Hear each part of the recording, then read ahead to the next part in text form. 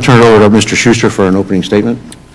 Thank you, Mr. Chairman, and thanks for all your hard work over the past couple of months, holding a number of listening sessions, and we had a roundtable with the Ranking Member Bishop and Ranking Member Rahal.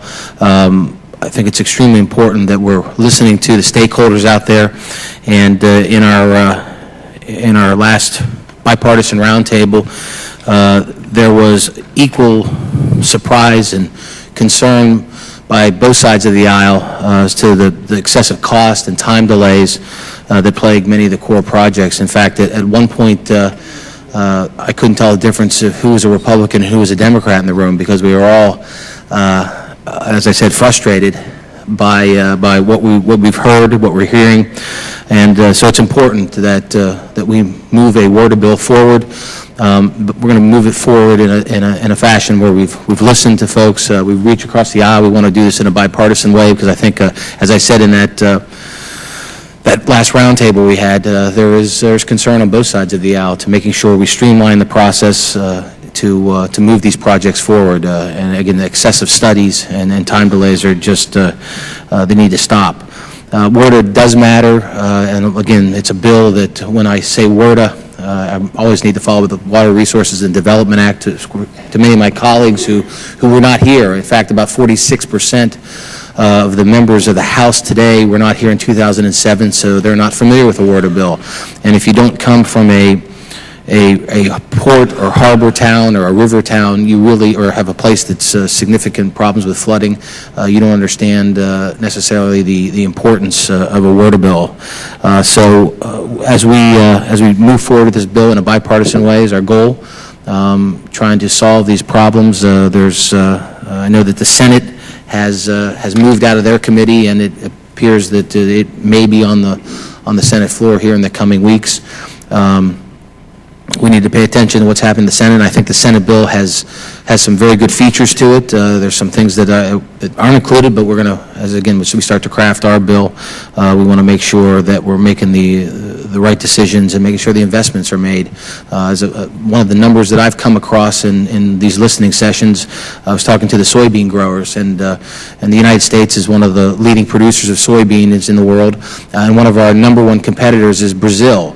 And we have a competitive advantage over the Brazilians, because it takes us, the United States, because of our inland waterway system, our transportation system, $85 to move a ton of soybean from Davenport, Iowa to Shanghai, China.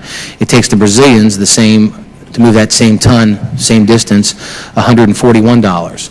And we see today the Brazilians are investing $26 billion in their water infrastructure, as well as the Chinese are down there investing. So we need to pay close attention to that, because as each year goes on, their number is going to come down and ours is going to go up if we don't streamline this process, have the reforms necessary to get these projects done quicker, because time is money. And then also be looking at how do we make sure that we're funding these projects at a level they need to be funded at. And again, I go back to the founding of this country. Transportation, commerce has always been at the core of the federal government. What our role is in the Constitution, going back to why the Federalist Papers failed, it was a transportation system, a water transportation system, an inland water transportation system. When the Virginians and the folks from Maryland couldn't come together on a treaty to navigate the Potomac River. They came away with the failed negotiations, realizing we had to strengthen our Constitution and make sure that it was clear that the federal government had a role, and it does have a role. As we see the Panama Canal, as it's moving forward, we only have 7 ports in this country that can take those ships today. We're not going to have every port dredged to the depth to be able to take those ships, but we probably need to have more ports in this country, assuredly more ports in this country to move forward. I think a lot of us have heard the situation down in Miami, where the Port of Miami has the money, they're ready to move forward. The federal government won't step up and say they're going to reimburse and say they're going to take over their the maintenance and operation costs going forward. So, these are problems we have out there. We need to look closely at.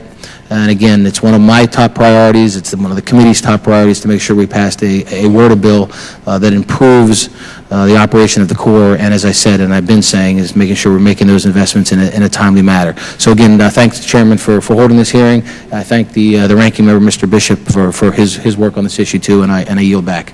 Mr. Bishop?